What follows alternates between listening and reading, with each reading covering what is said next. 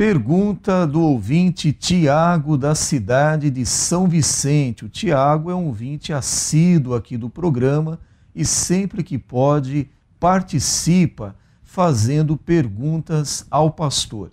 Que Deus abençoe ao nosso irmão consulente Tiago. A primeira pergunta do Tiago diz assim: pastor, favor falar sobre a incoerência do islamismo. Os líderes do islamismo no Brasil falam de amor ao próximo, de respeito ao próximo. Mas lá no exterior, nós sempre estamos vendo demonstrações de intolerância, de desrespeito, de ódio. E ele cita agora o caso dessas jovens que foram sequestradas pelo islamismo, por um grupo religioso muito forte, que está obrigando elas, como ele próprio disse, viu na televisão, elas vestidas, caracterizadas já como membros adeptas do islamismo, cantando louvores a Alá. Então, o Tiago pede para o pastor falar sobre essa incoerência. No Brasil, os líderes falam de amor, de paz, de respeito, mas lá fora, o noticiário nos dá conta de muita violência, ódio e intolerância, pastor. Queremos dizer ao nosso irmão consulente que realmente aqui no Brasil se dá o caso de várias religiões se unirem dentro de um título chamado ecumenismo. Essa palavra ecumenismo significa de todas as nações. Então, quaisquer religiões que tenha representantes aqui no Brasil, embora diferenças doutrinárias, podem se unir dentro de uma única só, ou dentro desse movimento chamado ecumenista. E aí, naturalmente, aqui no Brasil, os muçulmanos ou islâmicos são tratados com deferência, com atenção. O respeito a cada religião nessas reuniões é notório. Entretanto, essa não é a posição definida do islamismo fora do país ou fora de outro país qualquer também. Dentro do seu próprio território, então a situação é muito diferente. E eu não quero dizer exatamente que o islâmico é uma pessoa má, mas quero dizer que eles são obrigados a seguir o que está no Alcorão. Então a ação deles é orientada pelo livro-chefe. É como a nossa Bíblia. Procuramos segui-la. Já os adeptos do islamismo seguem também o seu livro chamado Alcorão. E dentro deste livro é que estão as recomendações e as ameaças no caso da desobediência para com o próprio adepto dessa religião. Eles dizem: o islamismo ensina que o muçulmano não deve ter dúvida com perseguir e ainda de matar a um que deixe o Islã, e se converta ao cristianismo. E aí, nessa acepção, além disso, são os atos terroristas, que nós tomamos conhecimento em todo o Brasil de pessoas que são de outra nação, de outro grupo religioso, que são, às vezes, ônibus em que viajam, são colocados assim bombas, porque há uma pessoa ali com bomba no corpo, pronto para se suicidar e levar consigo dezenas e até centenas de pessoas. É uma situação, repito, não propriamente da índole da pessoa, mas o Alcorão é o livro-chave que ordena, e ai de quem não obedecer às doutrinas e práticas desse livro.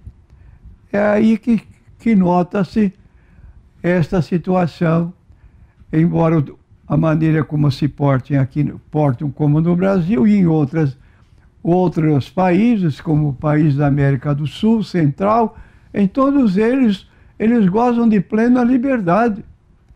Mas é muito contrário o que eles fazem dentro do segmento do seu livro guia, que é o Alcorão. A próxima pergunta também do nosso ouvinte Tiago é com relação às línguas estranhas do batismo com o Espírito Santo. Ele pergunta aqui ao pastor se essas línguas são estranhas às pessoas que falam ou são estranhas a todas as pessoas. E o Tiago aqui cita 2 textos bíblicos para o pastor. O primeiro de Atos capítulo 2, verso 8, quando houve ali o derramamento do Espírito Santo no dia de Pentecostes. No capítulo 2, verso 8, diz assim: como, pois, os ouvimos, cada um, na nossa própria língua em que somos nascidos? E depois ele cita também o texto de 1 Coríntios, capítulo 13, verso 1, que diz assim: ainda que eu falasse as línguas dos homens e dos anjos, e não tivesse amor, seria como metal que soa ou como sino que tine. Vou repetir a pergunta. As línguas estranhas do batismo com o Espírito Santo são estranhas à pessoa que está falando ou são estranhas a todas as pessoas, pastor? Bom, nós temos o apóstolo Paulo, que doutrina com muita clareza a respeito dos dons do Espírito Santo e, maiormente, das línguas chamadas estranhas. E esse ensino do apóstolo Paulo está resumidamente, quer dizer, bem claro, no capítulo 14 de 1 Coríntios. Até o último versículo, me parece, que é o versículo 40 ou 42 deste capítulo, há esclarecimento do apóstolo Paulo nesse particular. Então, a primeira citação que nós queremos fazer é quando o apóstolo, no capítulo 14, no versículo 2, ele diz o seguinte: porque o que fala em língua estranha não fala aos homens senão a Deus, porque ninguém o entende, e em espírito fala mistérios. Então está óbvio, claro, que o que fala em língua estranha não fala aos homens, senão a Deus, porque ninguém o entende. Neste mesmo capítulo, nos versículos 6 e 7, ele repete essa orientação. E agora, irmãos, se eu for ter convosco falando em línguas, o que vos aproveitaria, se não vos falasse ou por meio da revelação, ou da ciência, ou da profecia, ou da doutrina?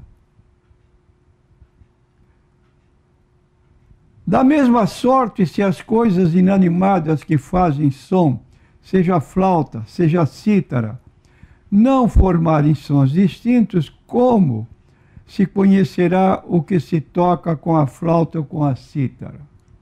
Então, Paulo está de novo aqui reiterando a mesma orientação do versículo 2. Mas o apóstolo não para aqui. E diz no versículo 9: assim também vós, se com a língua não pronunciardes palavras bem inteligíveis, como se entenderá o que se diz? Porque estareis falando como que falando ao ar. Olha que declaração que Paulo faz. De modo que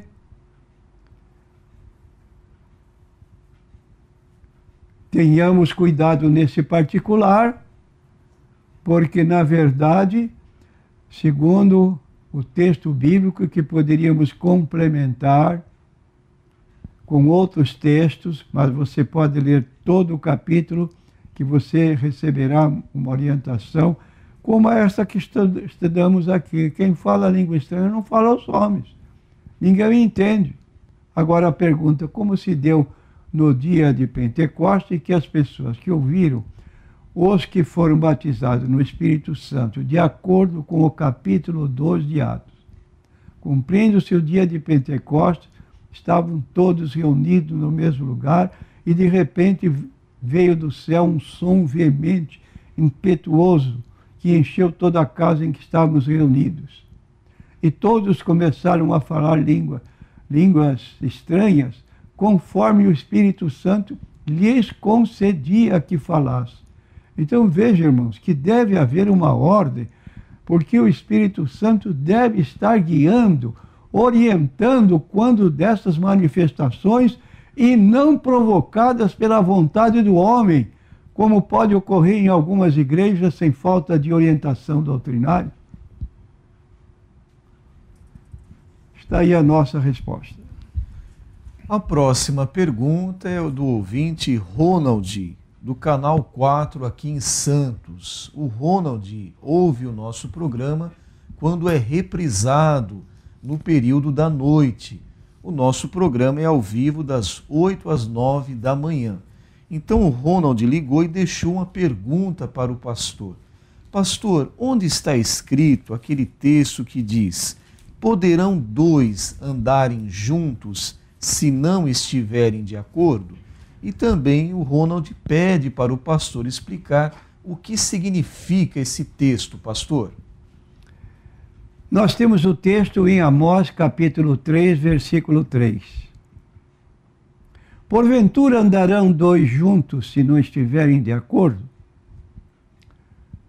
Este texto é muito utilizado paralelamente com 2 Coríntios, capítulo 6, versículo 14, onde o apóstolo Paulo dá um conselho a respeito do casamento.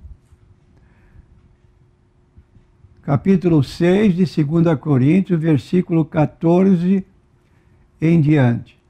Não vos prendais debaixo de um jugo desigual com os infiéis. Por quê? Que sociedade tem a justiça com a injustiça?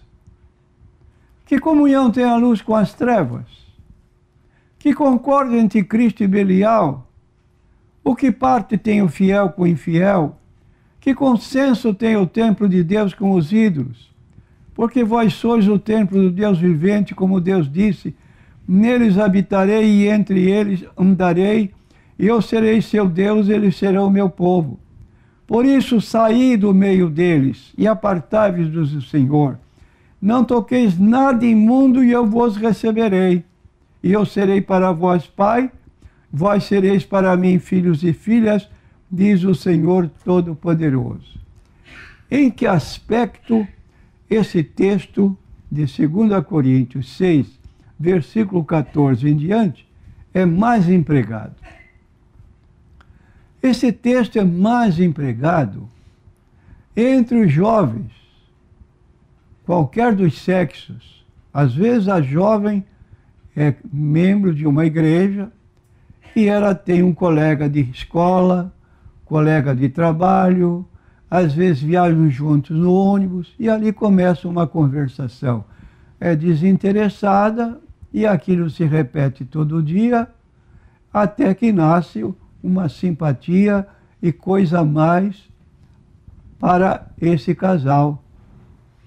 Mas há o inconveniente, a proibição bíblica, de que os dois precisam ser da mesma fé, ter os mesmos princípios religiosos.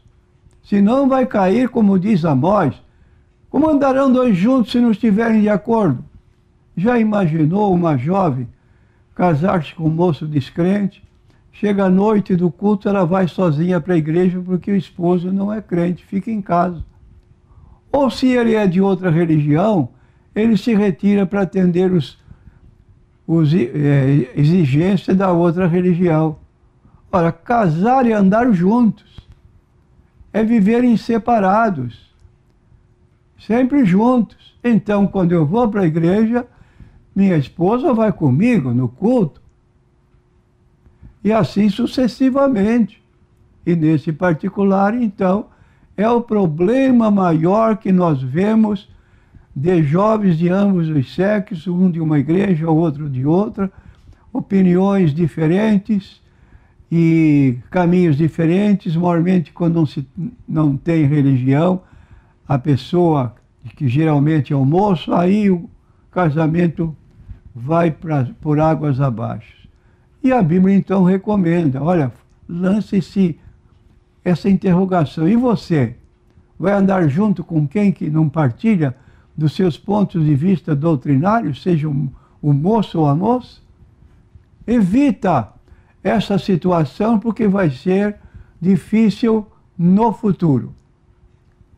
E em todos os casos que nós tivermos essa condição, podemos trabalhar livremente com os nossos colegas, ser amigos, podemos sair juntos, mas cada um no seu lugar. Termos convicção daquilo no que cremos e não aceitamos injunção para andar segundo outros. E da mesma forma ele pode fazer isso, ter a sua posição.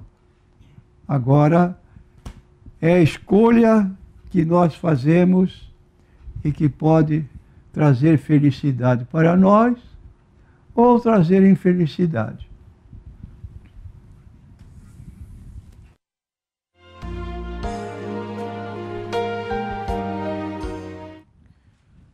Próxima pergunta do ouvinte Nildo, da Igreja Batista. O Nildo cita aqui para o pastor 2 textos bíblicos.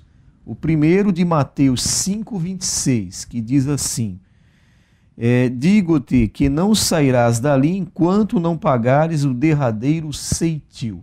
E o segundo texto esse é o de Lucas 12,59. O de Mateus 5,26 eu vou ler agora. Em verdade te digo que de maneira nenhuma sairás dali enquanto não pagares o último ceitil. Muito bem. O Nildo pergunta ao pastor que lugar é este que o Senhor Jesus estava se referindo, que uma pessoa deve ficar até pagar o derradeiro ceitil, pastor? Ceitil é uma moeda de valor insignificante, propriamente, no tempo em que isto tinha validade. Agora, Jesus está falando aqui no Sermão do Monte, capítulo 5 a 7 de Mateus, fazendo um paralelo entre os preceitos da lei de Moisés, inclusive os 10 mandamentos, e mudando para nova situação dentro do que ele está trazendo de novo. Ouviste o que foi dito aos antigos? Eu, porém, vos digo. Esse, porém, é uma conjunção adversativa, mostrando que se você foi ensinado de um modo, agora a situação se torna nova, dentro de um conceito mais aperfeiçoado. E no caso aqui, então, ele está colocando pessoas que às vezes maltratam até familiares. Ouviste o que foi dito aos antigos? Não matarás, mas qualquer que matar será réu de juízo? Eu, porém, vos digo que qualquer que sem motivo se encolerizar contra seu irmão será réu de juízo.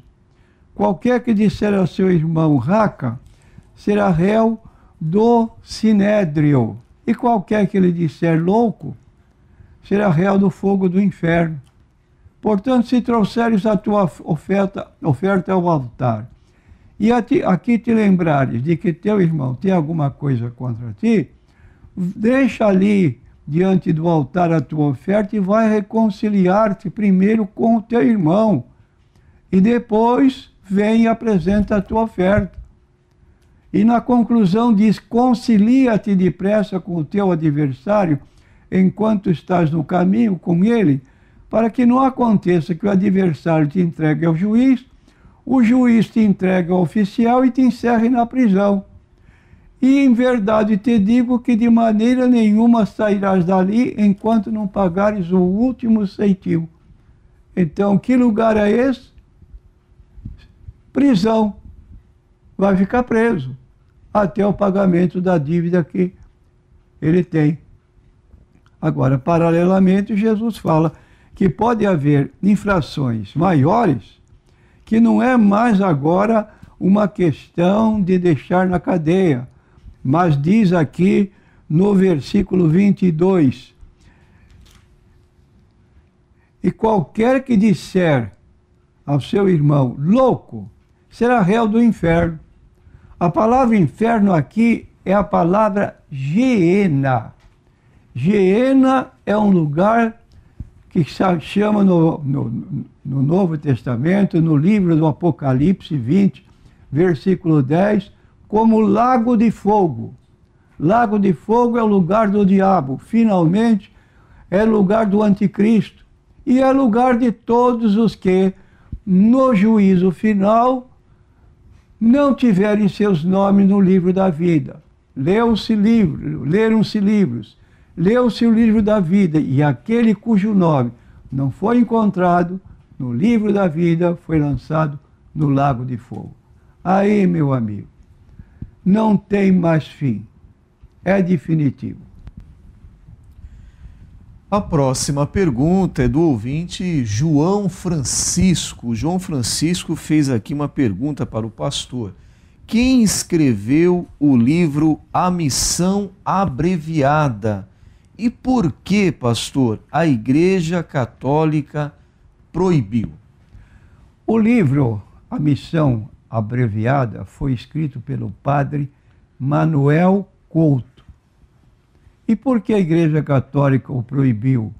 Ou seja, proibiu a sua publicação? Podemos dizer que o próprio cristianismo se afirmará como uma religião da ansiedade e a teologia do pecado.